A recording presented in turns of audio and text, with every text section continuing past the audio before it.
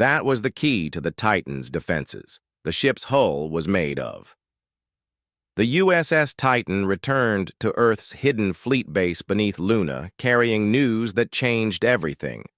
Captain Steve Murphy stood in the briefing room at Site Omega, facing Admiral Lisa Hayes and the other 12 Titan-class ship commanders.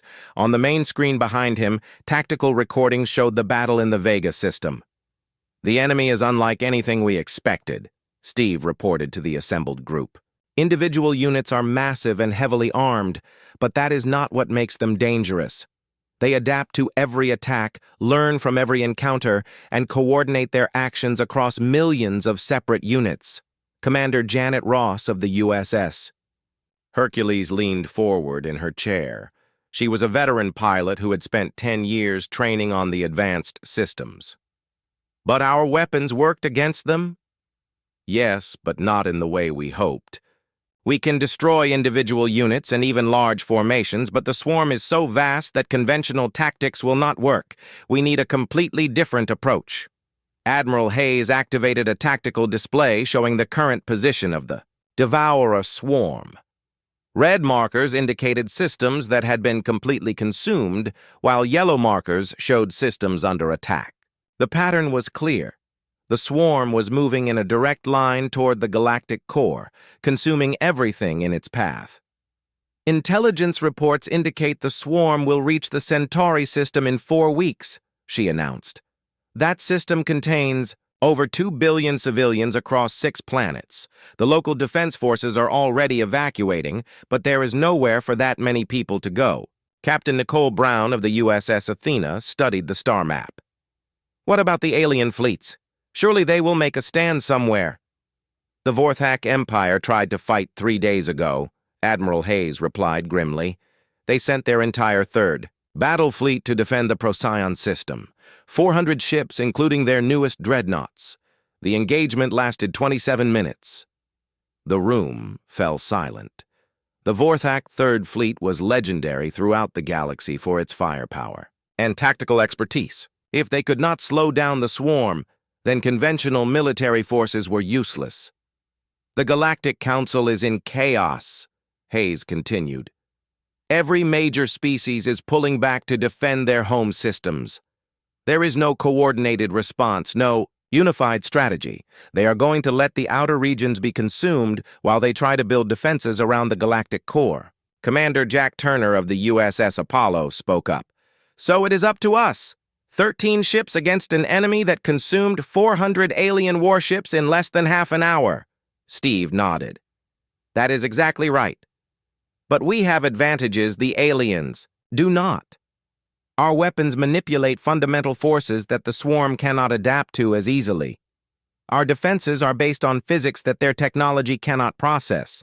And most importantly, we were designed specifically to fight this enemy." Dr. Amy Carter entered the briefing room carrying a datapad filled with new information. She had been analyzing the tactical recordings from Steve's battle, looking for weaknesses in the swarm's behavior. "I have been studying the enemy's adaptation patterns," she announced. "The swarm learns quickly, but it learns in predictable ways. It tries to counter each new weapon by developing similar technology. When Captain Murphy used gravitational manipulation, the swarm began experimenting with gravity-based defenses." "That sounds like a problem," said Commander Ross. "Actually, it is an opportunity. The swarm's adaptation process follows logical patterns based on conventional physics. But our weapons do not follow conventional physics. Every time the swarm tries to adapt to one of our attacks, we can use a completely different approach that makes their countermeasures useless." Amy activated her datapad, and the tactical display changed to show weapon effectiveness charts. For example, when the Titan used temporal distortion weapons, the swarm tried to develop faster reaction times and improved sensors. But temporal distortion does not affect reaction times. It affects the flow of time itself. The swarm's countermeasures were completely irrelevant. Admiral Hayes studied the charts. "Are you saying we can stay ahead of their adaptation cycle?" "I am saying we can break their adaptation cycle completely. Each of our ships carries 7 different exotic weapon systems.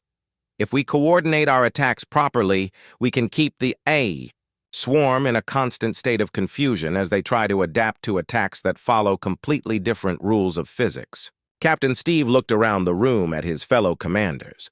These were the best and brightest officers that humanity had ever produced, each one trained to operate technology that the rest of the galaxy considered impossible. "What is our tactical situation?" he asked. Admiral Hayes brought up a new display showing the positions of all 13 Titan-class ships. The fleet is fully operational and ready for immediate deployment. Each ship has a crew of 200 volunteers and enough supplies for 6 months of independent operation. And our strategic objectives? Primary objective is to stop the Devourer swarm before it reaches any populated systems. Secondary objective is to gather intelligence about enemy capabilities and weaknesses. Tertiary objective is to demonstrate to the galaxy that humanity is capable of defending itself and others. Commander Brown raised her hand. "Admiral, what is the political situation? How are the aliens reacting to our sudden appearance with advanced warships?" Hayes smiled grimly. "They do not know we exist yet. Our ships have been built in complete secrecy, and the battle in the Vega system was not observed by any alien forces. As far as the Galactic Council knows, humanity is still limited to fusion-powered frigates and chemical rockets. That gives us a significant advantage," noted Commander Turner. "The swarm will not be expecting our level of technology, and the aliens will not be prepared for our sudden intervention." Steve stood up and walked to the tactical display. "I recommend we engage the swarm in the empty space between the Vega and Centauri systems. No civilian populations to worry about, plenty of room to maneuver, and we can hit them before they reach their next target." "Agreed," said Admiral Hayes. "But I want all 13 ships operating as a coordinated fleet. No individual heroics, no solo attacks. We fight as one unit with unified tactics and overlapping defensive fields." Dr. Carter activated another chart showing fleet formation patterns. "I have developed tactical formations specifically designed to maximize our exotic weapon effectiveness while minimizing the swarm's ability to adapt. Each ship will specialize in different weapon types and attack patterns, creating a constantly shifting threat profile. The next 2 hours were spent reviewing detailed battle plans and weapon assignments. The USS Titan would focus on gravitational manipulation and spatial distortion. The USS Hercules would specialize in temporal warfare and chronological attacks. The USS Athena would handle exotic matter bombardment and quantum disruption. Each ship had its own unique role in the battle plan, but they would fight as a single coordinated unit. Their exotic weapons would create overlapping fields of destruction that the swarm could not predict or counter. As the briefing concluded, Admiral Hayes stood to address the assembled commanders. "Ladies and gentlemen, you are about to participate in the most important battle in human history.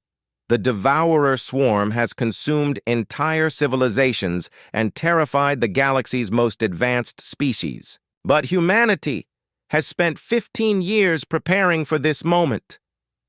She looked around the room at the faces of the people who would either save the galaxy or die trying. "The aliens laughed at our primitive technology and backward science. They treated us like children playing with toys. Now we have the chance to show them what human determination and ingenuity can accomplish."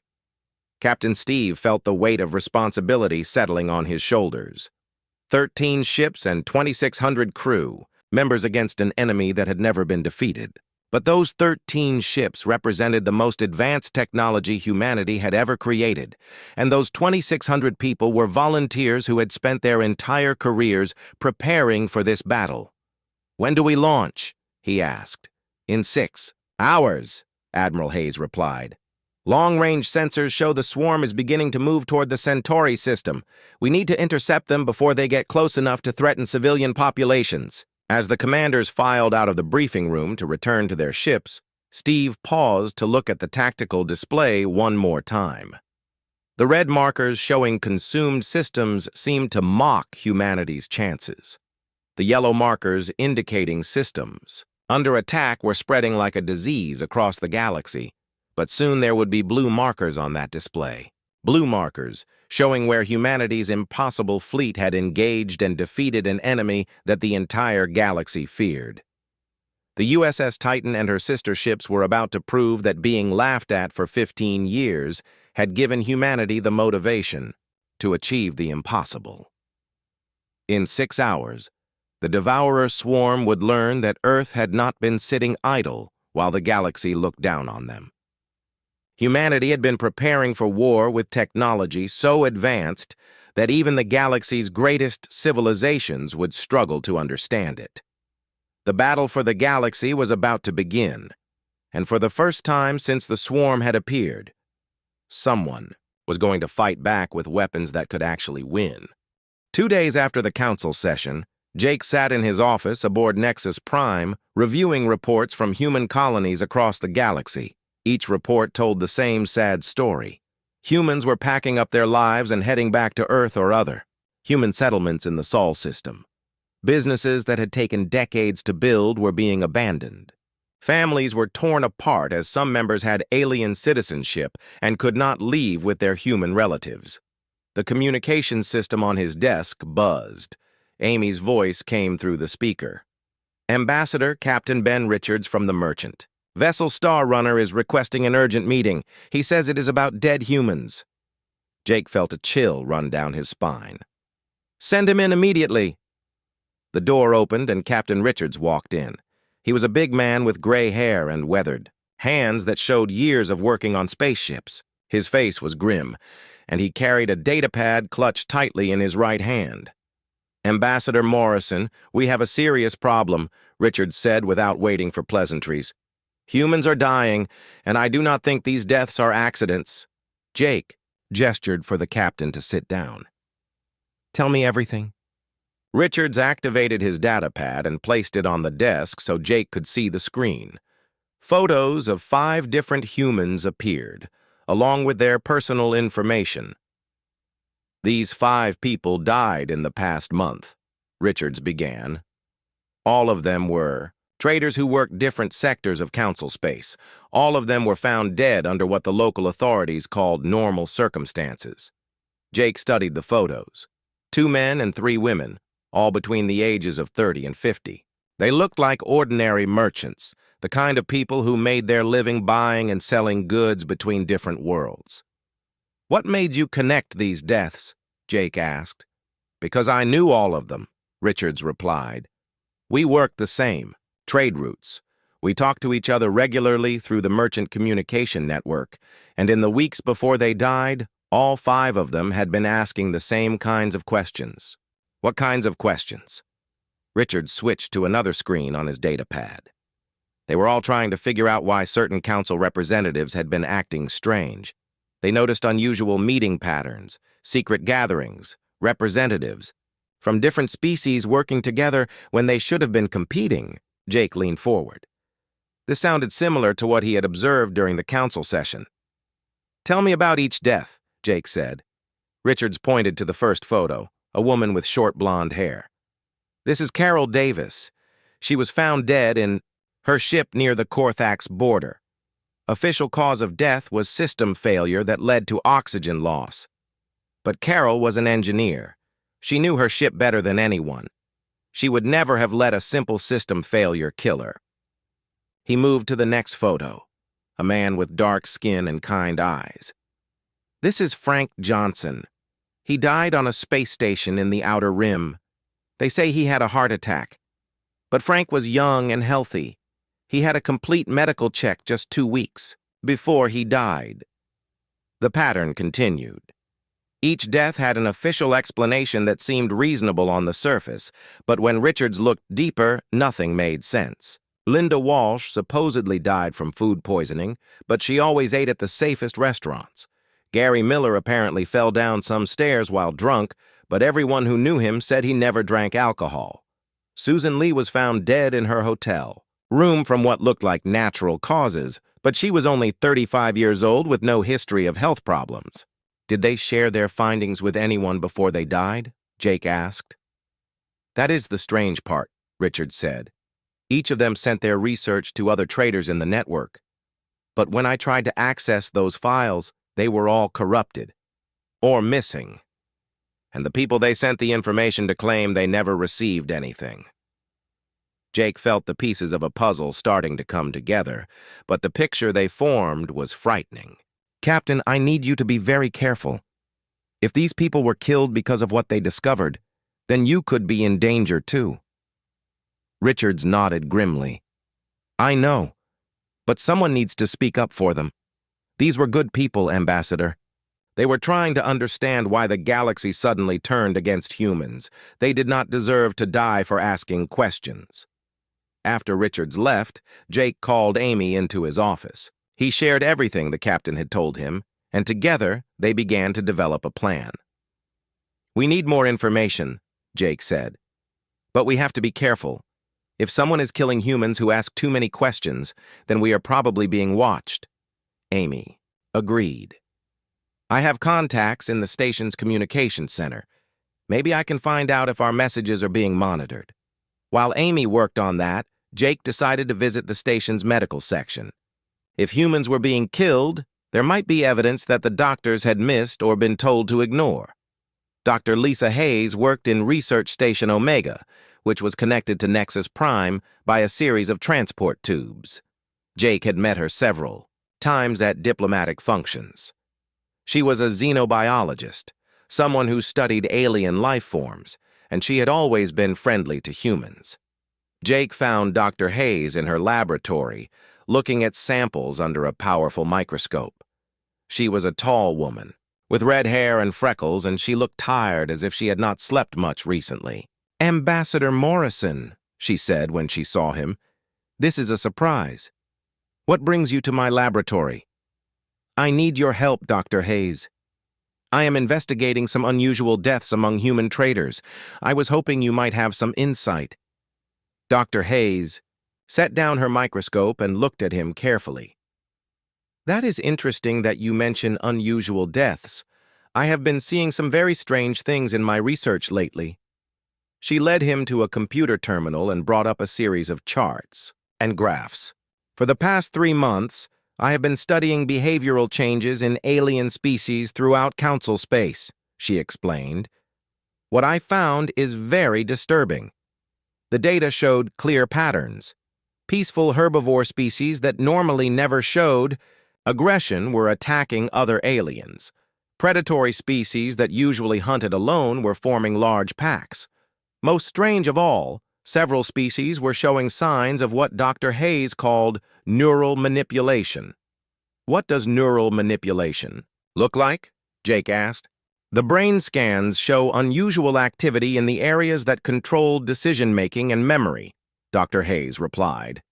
It is as if something is influencing their thoughts from the outside. The affected aliens report feeling confused, having gaps in their memory and making decisions they do not remember making. Jake felt his blood grow cold. Dr. Hayes, have you reported these findings to the Council? I tried, she said. But when I submitted my research, I was told that my equipment was faulty and my data was unreliable. 3 different council committees rejected my reports without even reading them properly. Jake realized that Dr. Hayes might be in the same danger as the dead traders. Doctor, I think you should be very careful about who you share this information with. There may be people who do not want these facts to become public. Dr. Hayes nodded slowly. I was beginning to suspect the same thing. Ambassador, there is something else you should know. Several times in the past month, I have seen people in the corridors outside my laboratory. They pretend to be maintenance workers or delivery personnel, but they watch my lab for hours at a time.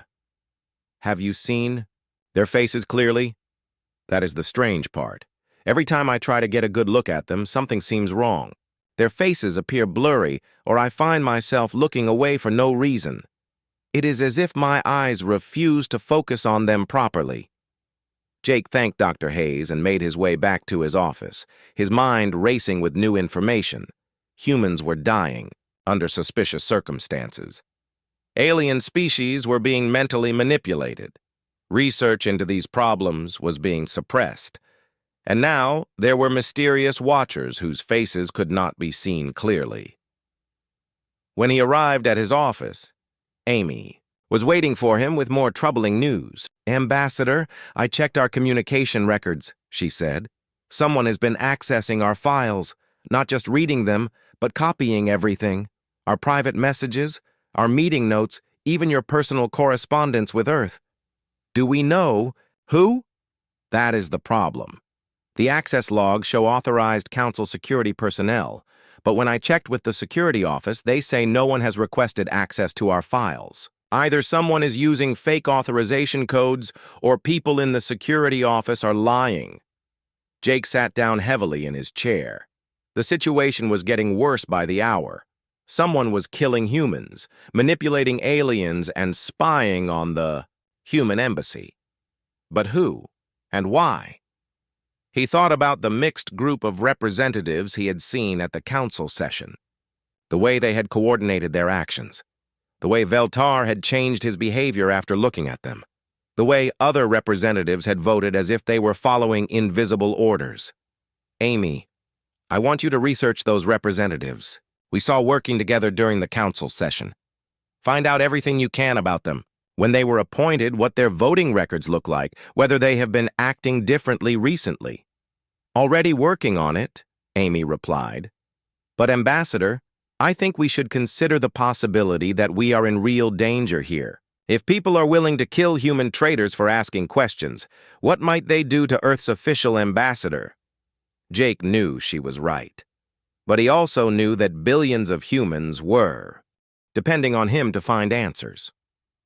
Earth was isolated. Human colonies. Jake woke up in his quarters aboard Nexus Prime to the sound of someone tapping on his door. The tapping was soft but urgent, following a pattern of 3 short taps. Pause, then 3 more. He checked the time display beside his bed. It was 3 in the morning, station time. He put on his robe and moved quietly to the door.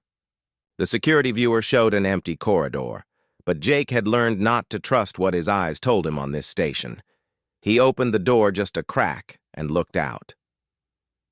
"Ambassador Morrison," a voice whispered from the shadows. "We need to talk." A figure stepped into the light. It was a human man Jake had never seen before, tall and thin with short black hair and intelligent eyes. He wore the plain gray coveralls of a station maintenance worker, but something about his posture suggested military training. "Who are you?" Jake asked quietly. "My name is Steve Parker. I run a network of humans throughout Council space. We gather information and help our people when the official channels fail. I think you need our help." Jake looked up and down the corridor. It was empty, but he had the feeling they were being watched. "Come in, but be quick." Parker entered the quarters and Jake sealed the door behind him. Parker immediately pulled out a small device and began scanning the room. "Bug sweeper," Parker explained. "Your quarters are clean, but that could change at any time. We need to talk fast." Jake sat down across from Parker. "How do I know I can trust you?" Parker smiled grimly. "Because if I wanted you dead, you would already be dead. And because I have information about the people who killed those 5 traitors." That got Jake's attention. "You know about the traitors?" "I know about them, and I know about 12 other humans who have died in the past 6 months under suspicious circumstances. All of them were people who asked too many questions about council activities." Parker activated a small holographic projector. Images filled the air above the coffee table. Photos of humans, aliens, ships, and space stations. "My network has been tracking a shadow organization within the council for the past year," Parker continued. "We call them the Group. They are not an official part of the council government, but they have influence over key representatives from multiple species." Jake studied the images. Some of the faces looked familiar from the council session. "How many people are we talking about?" Jake asked. "At least 50 council representatives that we can identify," Parker replied. "But here is the strange part. When we dig into their background, something does not add up. Some of these representatives have voting records that completely changed in the past year. Others seemed to have no clear history before they took their current positions. Parker changed the holographic display to show a timeline. Look at this pattern. 12 months ago, Representative Korthax from the Korthax Federation was known for supporting human trade rights. Then suddenly he began voting against every human proposal.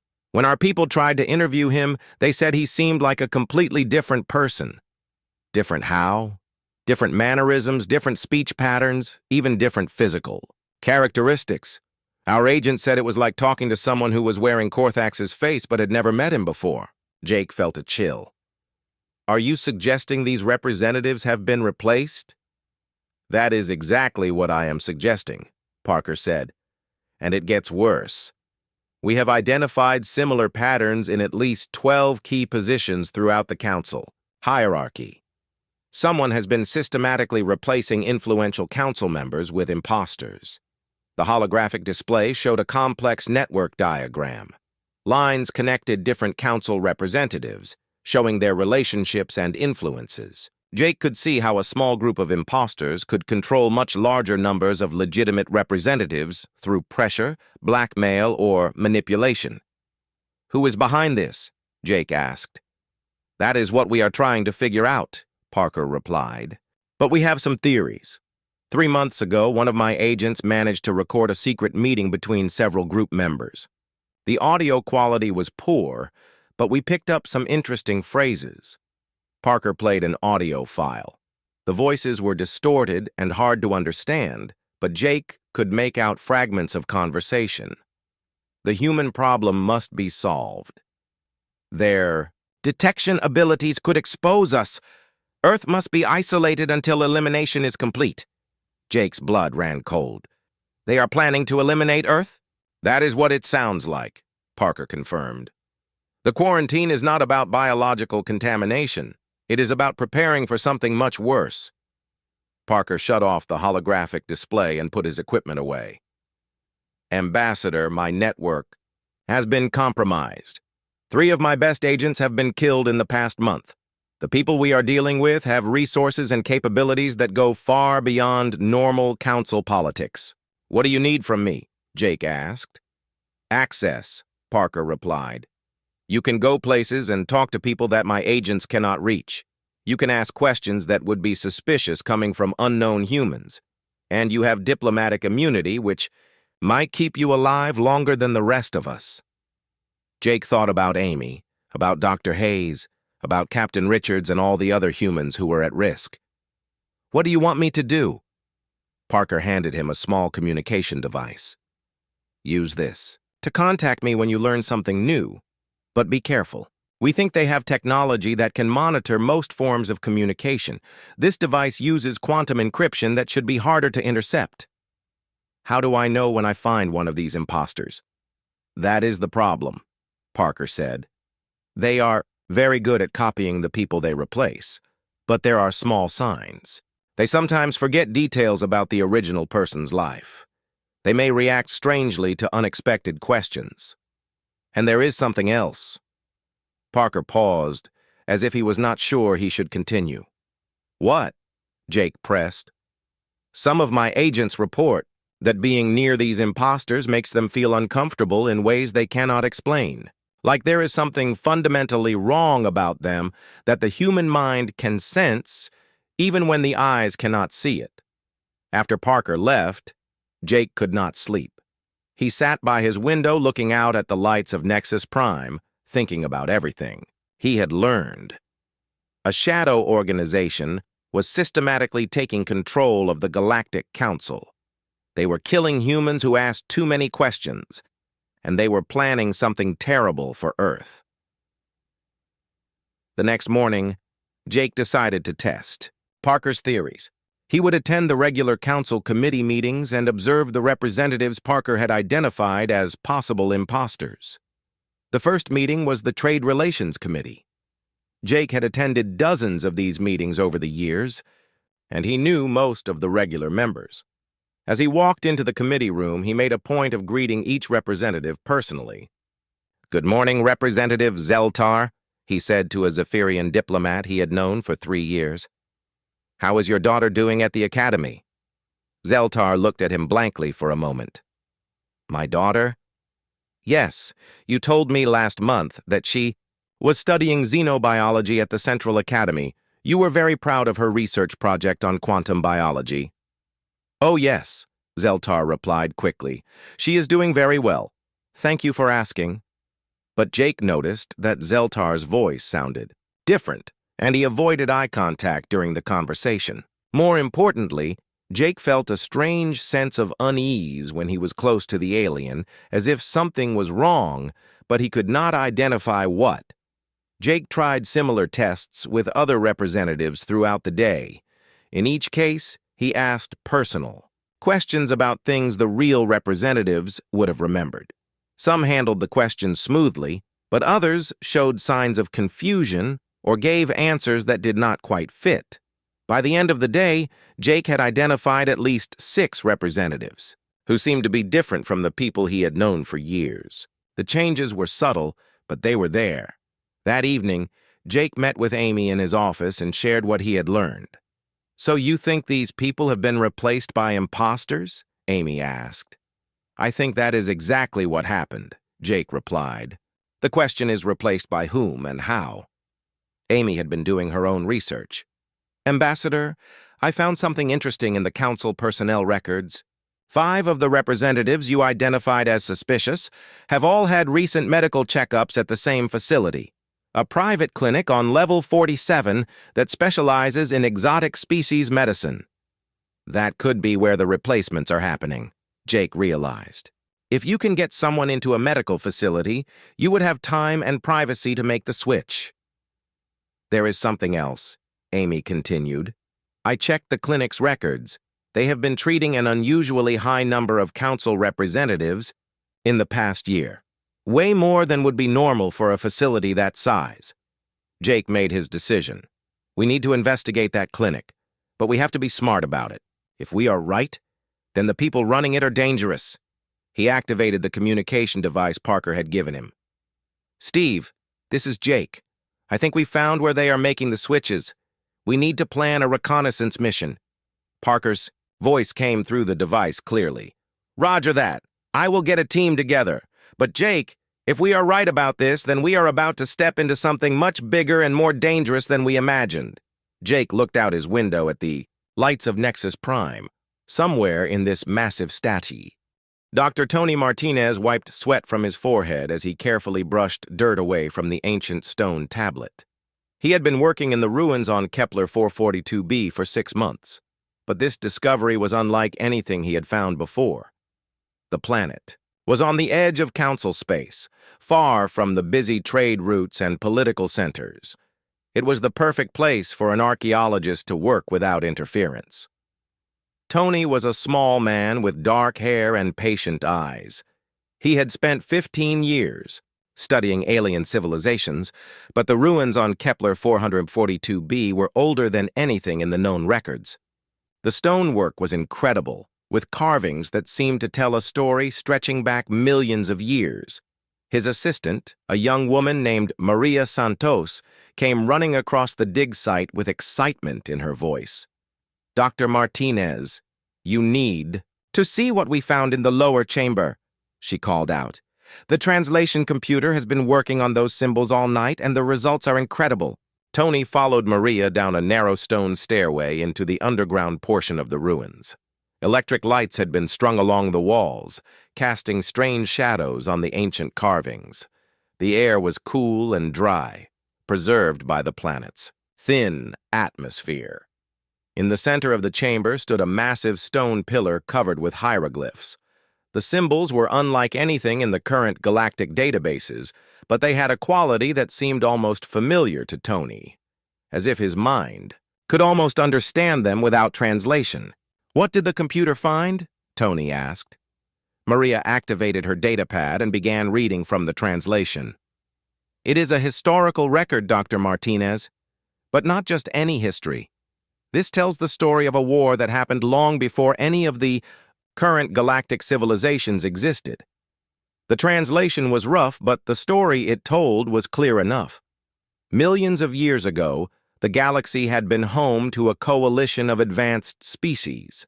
They had built great cities, explored distant stars, and lived in peace for thousands of generations.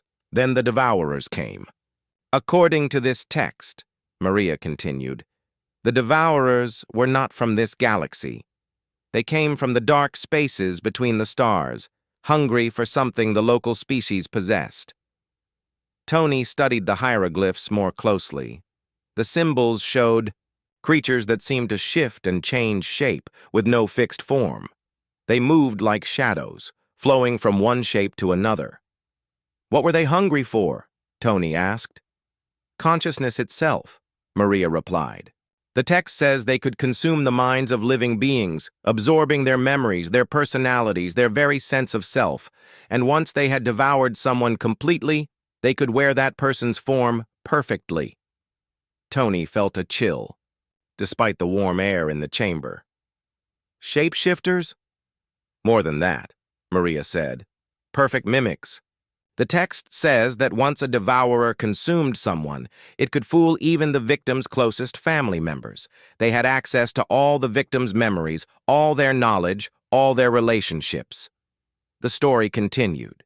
The devourers had started small, consuming individuals in remote locations. But as they learned more about galactic civilization, they began targeting important leaders, scientists, and military commanders. Within a few thousand years, they had infiltrated the governments of dozens of species. How did the ancient coalition fight them? Tony asked. Maria scrolled to the next section of the translation. That is the most interesting part. At first, they could not fight them at all. The devourers were too good at hiding among the population. But then they discovered something. The hieroglyphs showed a group of beings that Tony did not recognize. They were bipedal, with 2 arms and 2 legs, but the details were hard to make out. These beings seemed to have a special ability. They could see the devourers, Maria explained. Even when the devourers were perfectly disguised, these beings could identify them. The text calls it true sight, the ability to perceive the quantum, neural resonance patterns that reveal a being's real nature. Tony studied the images more carefully. There was something familiar about the bipedal beings, but he could not place what it was. The beings with true sight became the hunters, Maria continued. They worked with the coalition to identify and eliminate devourer infiltrators. The war lasted for centuries, but eventually the coalition won. They drove the devourers back into the dark spaces between galaxies. What happened to the coalition species after the war? Most of them died out over time, Maria replied. But the text says that the coalition leaders made a plan. They knew the devourers might return someday, so they created hidden settlements throughout the galaxy. Places where beings with true sight could develop and grow, ready to fight if the ancient enemy ever came back. Tony felt pieces of a puzzle clicking together in his mind. Maria, show me those images of the beings with true sight again.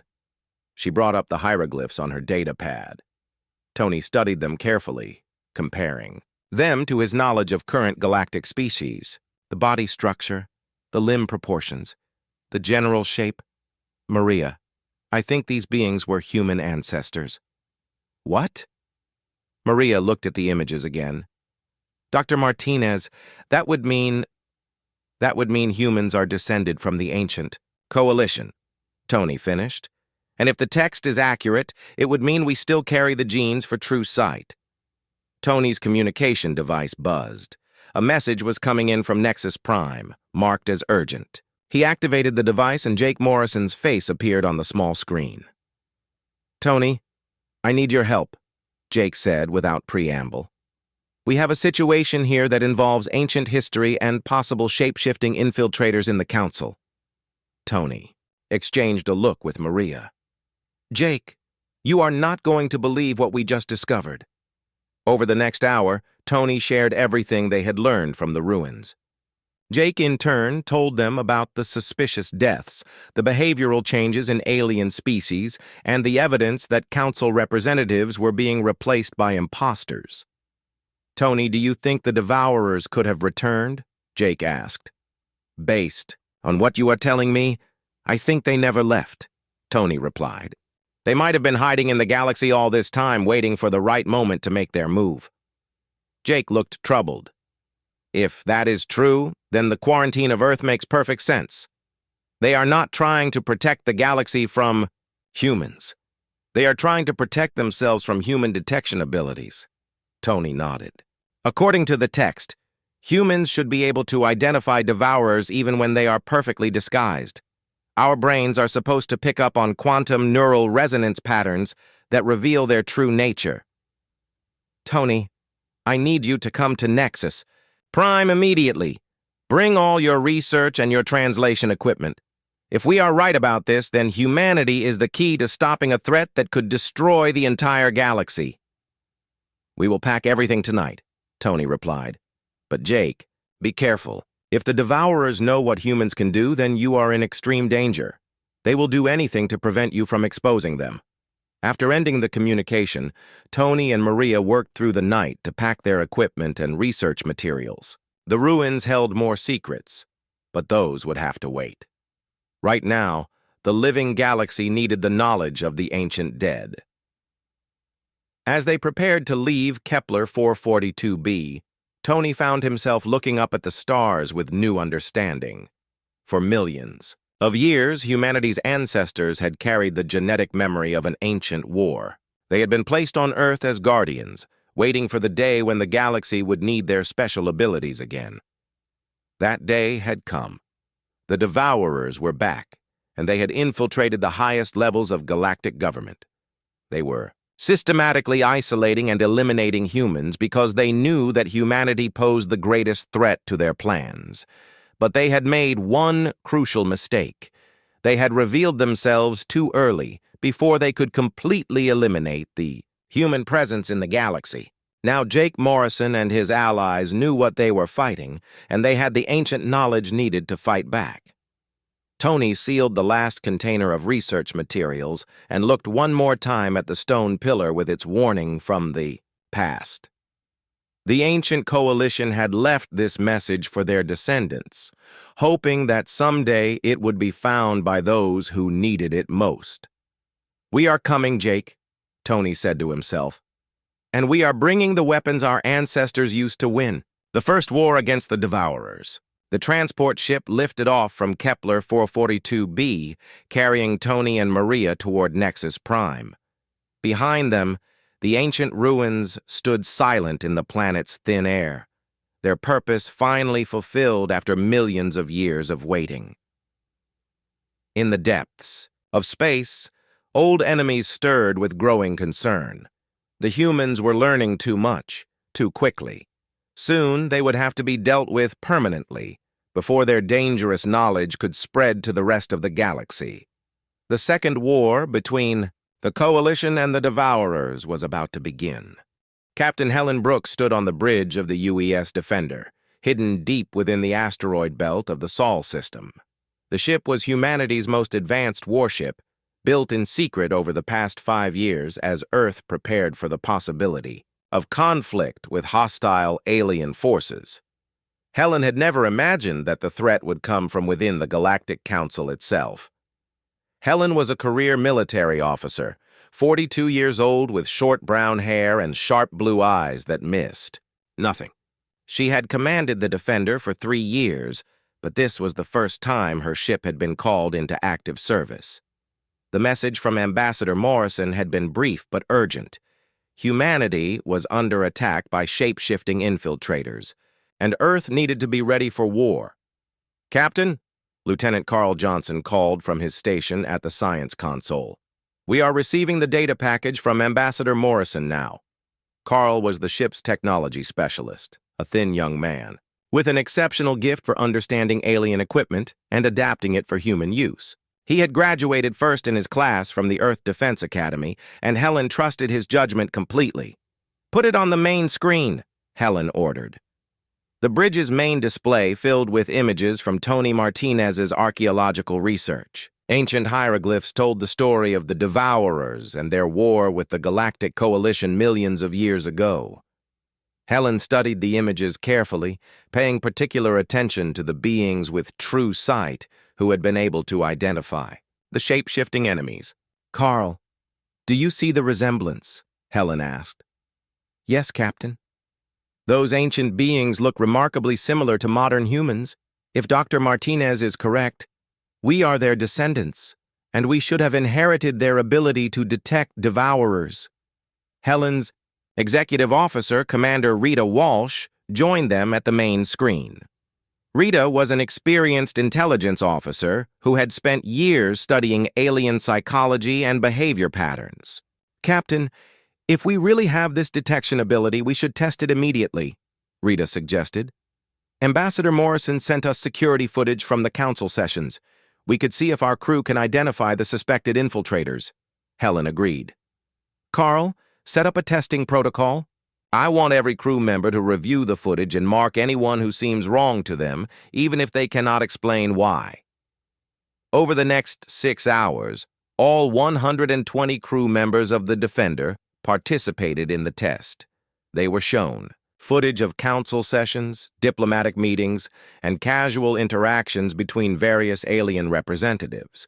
The crew members were not told what to look for, only to mark anyone who made them feel uncomfortable or suspicious.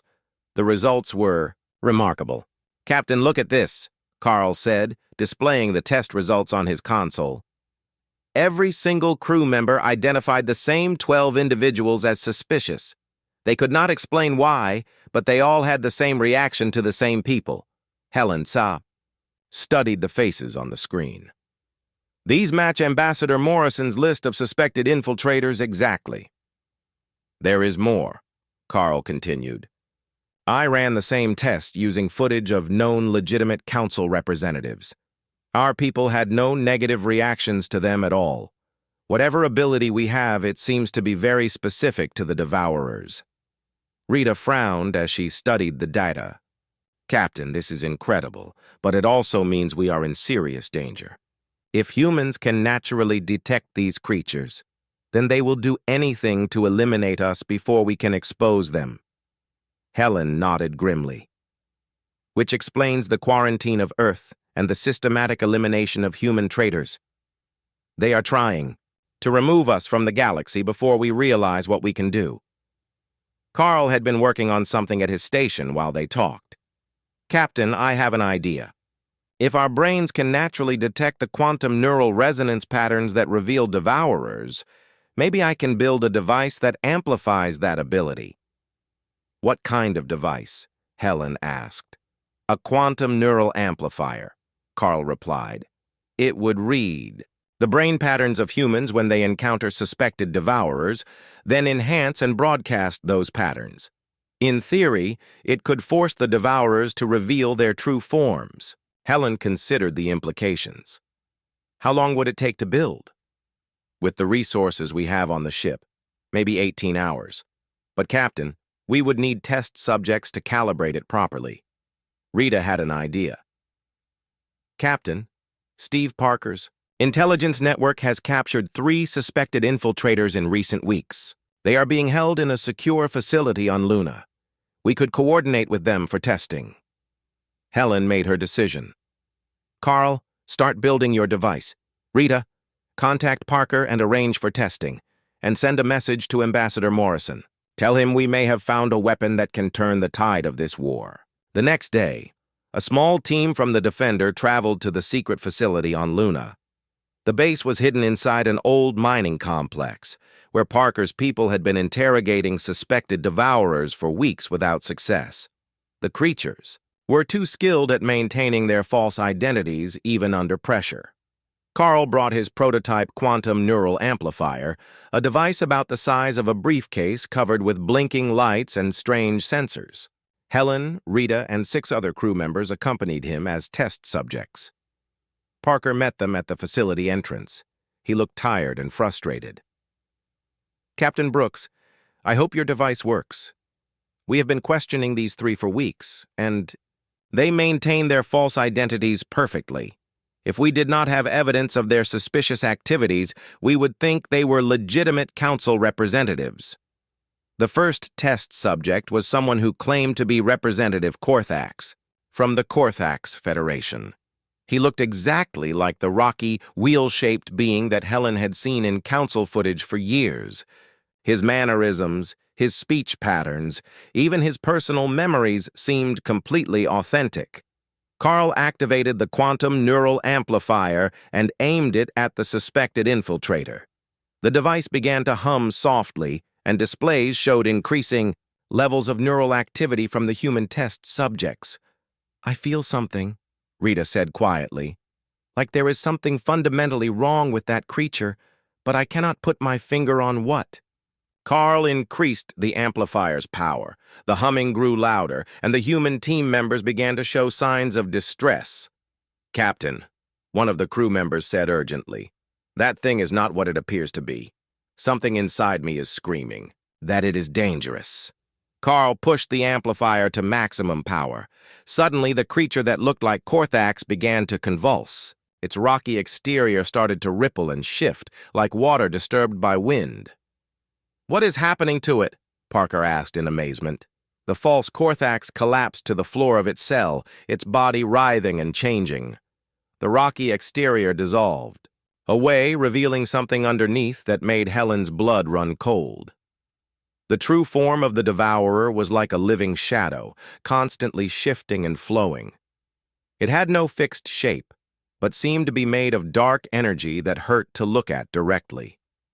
Tendrils of shadow reached out from its central mass, grasping at the air as if trying to find something to consume. "Incredible," Carl breathed. The quantum neural amplifier forced it to lose control of its shape-shifting ability.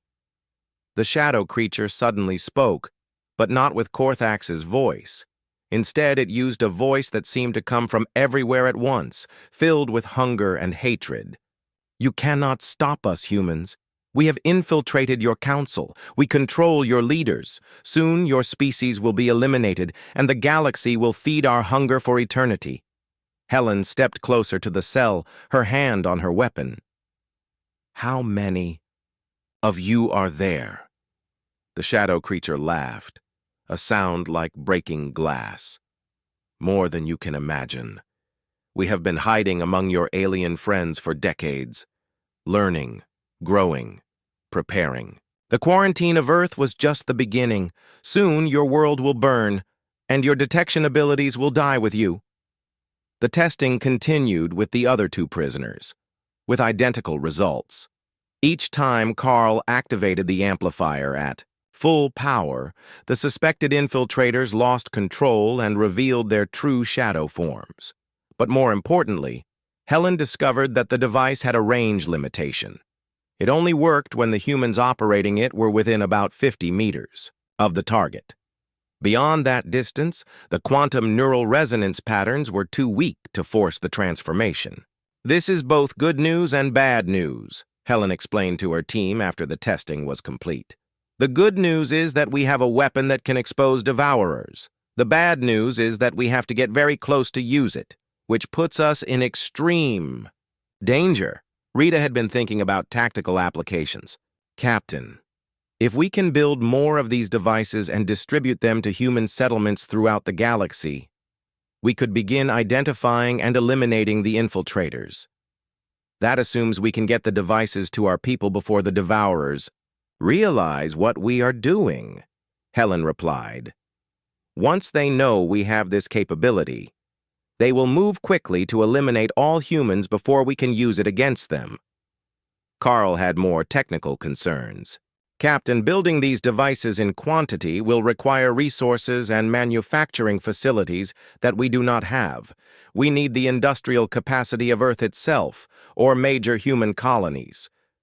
Parker had been listening to the discussion with growing excitement. "Captain, you may have just given us the key to winning this war, but we need to move fast. My intelligence network indicates that the devourers are planning something big. The elimination of individual human traitor